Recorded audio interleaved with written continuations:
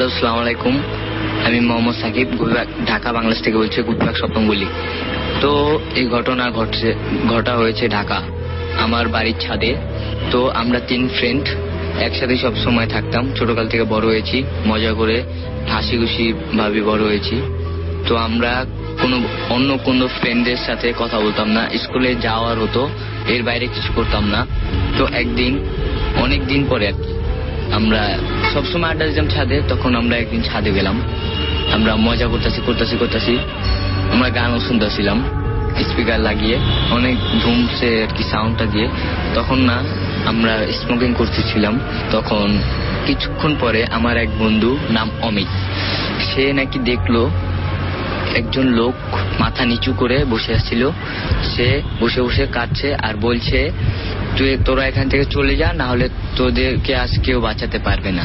ছাদটা অনেক অন্ধকার গভীর, কারণ আমরা সেদিন কালা লাইটগুলি জ্বালানো ছিল না, আমরা বন্ধ করে রেখেছি। কারণ আমরা সবসময় লাইট বন্ধ করে রাখি, কারণ আমরা একটু মজা করি বেশি, তো তাই জানি এইসব কারণ না দেখে।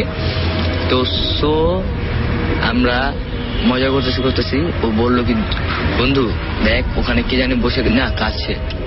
তা আমি আবার বললাম কি, আজুল দেখ, ও না আমাদের সাথে মজা নিচ্ছে, ও মনে আজ না খেয়ে পিকনিক করছে।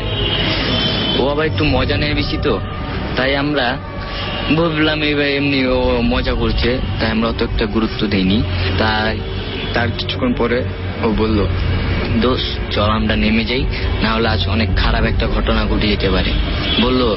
বলে যারা আর কি ভৌতিক জিনিসটা সে যার সাথে ঘটে সেই দেখতে পায়, অন্য কেউ দেখতে পায় না। দোস্ত চল, জিনিসটা আমি দেখেছি তাই বলছি, তোরা হয়তো দেখোসনি, কারণ তোদের সাথে কোনো কিছু হবে না।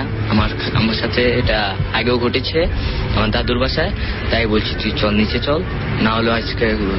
আমি বললাম না, এটা কিছু হবে না, আমি তো আজ থেকে না, আমি ছোটকাল থেকেই ছাদে, তো কোনো সমস্যা হবে না, তুই থাক।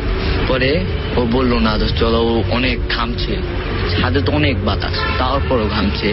তারপরে কিছুক্ষণ পরে একটা চিৎকার দিয়ে ও অজ্ঞান হয়ে গেল। তখনই নিচ থেকে এক আঙ্কেল আসলো, বললো তোমরা ছাদে এভাবে চিল্লাচ্ছ কেন, আমাদের তো ডিস্টার্ব হচ্ছে, তাই তোমরা চিল্লাও না। পরে আমি বললাম, আর আজিজুল বলল, আঙ্কেল আমরা চিল্লাচ্ছি না, আমরা একটু ভয় পেয়ে গেছি, আমার বন্ধুটা আর কি অজ্ঞান হয়ে গেছে, ওনাকে কি একটা জিনিস দেখেছে তাই। তারপর আমরা বললাম, আঙ্কেল এই বাড়িটা তো আমরা অনেক বছর কোনো কিছু ঘটেনি, তো কেন ঘটলো আপনি কিছু বলতে পারবেন? বলে, বাবা তোমরা তো ছোট, তখন থেকে কিছু জানাইনি তোমাদের কেউ। এখানে আগে ছিল একটা ভৌতিক অবস্থা আর কি, অনেক খারাপ একটা জায়গা ছিল এখানে। তার পাশেই তো একটা মসজিদ আছে, তুমি মসজিদটা তো ভাঙা হয়েছে অনেক আগেই। তার পাশেই ছিল একটা খারাপ জঙ্গল ছিল এখানে, ওইখানে একটা তাল গাছ ছিল, ওই তাল গাছে অনেক ঘটনা ঘটে গেছে। তাই ওইখানকার গাছটাকে কাটার পরের থেকেই, গাছটা যখন কেটেছিল তখন গাছ থেকে অনেক রক্ত ঝরছিল। পরে কিছু বছর প্রায় চলে গেল, তারপরে কোনো ঘটনা ঘটেনি গাছ নিয়ে, সবকিছু শান্ত, বাড়িঘর তুললো তোমাদের এই বাড়ি। তারপর থেকে কোনো কিছু ঘটে নেই, হয়তো তোমরা ওই জিনিসটাকে দেখতেই পেয়েছো, তো কোনো সমস্যা নেই, এটা কিছু বলবে না তোমাদের, কারণ এটাকে এখানে পুরো বাড়িটা তোমাদের বন্ধন করা আর কি, বন্ধ করে রেখেছে, কোনো সমস্যা হবে না। তোমরা এত রাত করে ছাদে ফাইলামি মজা নিও না, তোমরা একটু কম ফাইলামি করে চলে যেও, কারণ তোমাদের ভালোর জন্যই বলছি। তো পরে আমি বললাম, আঙ্কেল এই ঘটনা আমাদের আগে তো যদি বলতেন তাহলে তো আমরা এইসব করতাম না। তো আঙ্কেল আমরা তো জানি না তাই। তারপরে বললো, আজিজুল বলল, দোস্ত চল চলে যাই। অমিত্রে চল দোস্ত নিচে নিয়ে যাই, ওর বাসে দিয়ে আসতে হবে তো, তাই।